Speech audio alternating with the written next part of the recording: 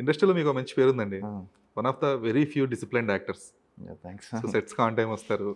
షూట్‌కి గానీ, ప్రమోషన్స్‌కి గానీ, ఈవెన్ ఇంటర్వ్యూస్‌కి గానీ ప్రాపర్ ఆన్ టైమ్ వచ్చే వెరీ ఫ్యూ యాక్టర్స్‌లో మీరు ఒకళ్ళు. Thank you. సో ఇది ఎలాగ చిన్నప్పటి నుంచి అలవాటు పడిందా ఇది?